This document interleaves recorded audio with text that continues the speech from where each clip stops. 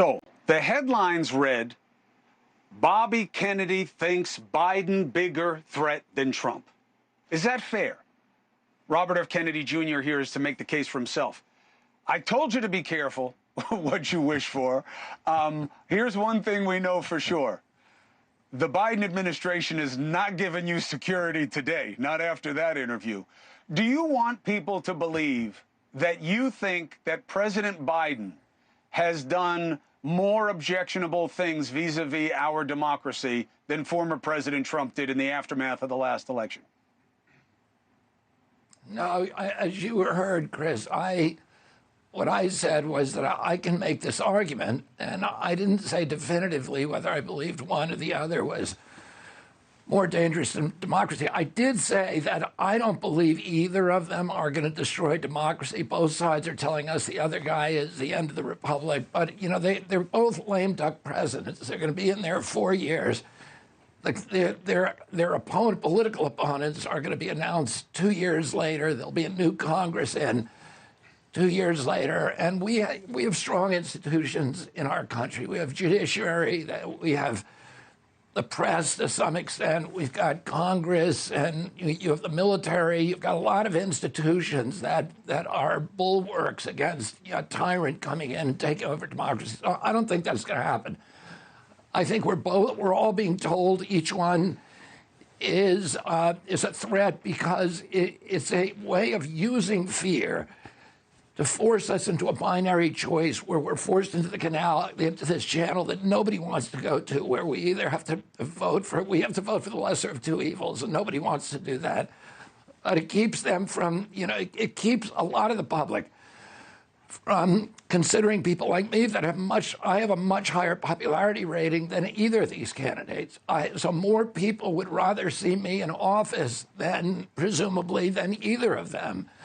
But they are not going to vote for me because the media and this whole sort of cartel from both sides is telling them, oh, you have to choose between these two guys. The other guy is so scary. Now, the point I made last night, and the way I'm very grateful, by the way, to Erin Burnett. As you know, CNN has not let me on for a live interview in a decade, and she did that. She was very, very courageous. She gave me a very fair interview. I was really dumbfounded about how fair it was.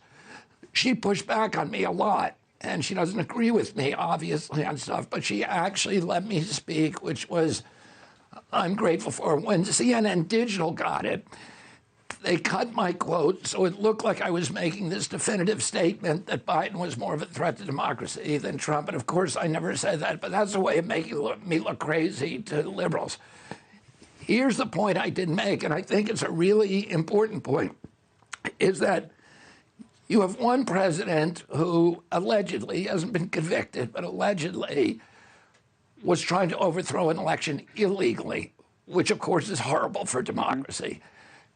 You had another president who actually has censored speech, and there's courts that have found that he censored speech and have enjoined him from doing it again. So there's actually a court judgment against President Biden, and one of the cases is Biden versus Kennedy, which is my case. The other is Murthy versus Biden, which was just heard, the arguments by the United States Supreme Court. What those cases show is that 37 hours after he took the oath of office, high White House officials were meeting with the social media companies, with YouTube, Facebook, Google, Instagram, and Twitter, and ordering them to censor President Biden's political opponents. And it was a lot of it was on health, public health, COVID, et cetera. But also there were other things that were being censored, like criticism of his Ukraine policy, and actually criticism of a kind of a satire of him and Jill Biden.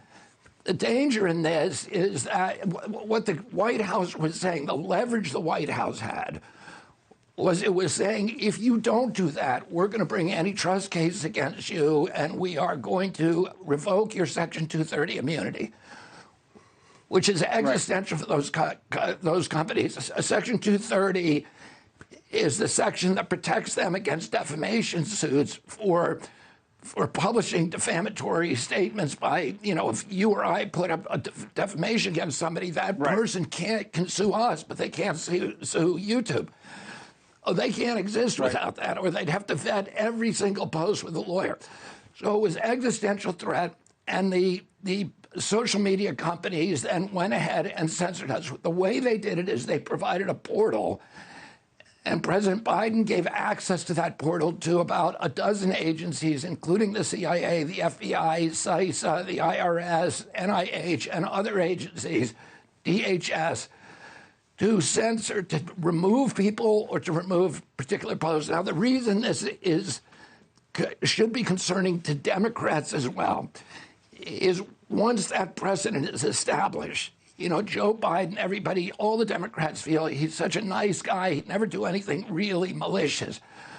But once you establish that precedent, the next president, whoever he is, even President Trump, now has that power at his fingertips, and he now can use that to censor political opponents. And if he did that, look, I don't know. Every Democrat would be I out don't of their know, mind. Bobby. Hey, thank you for watching.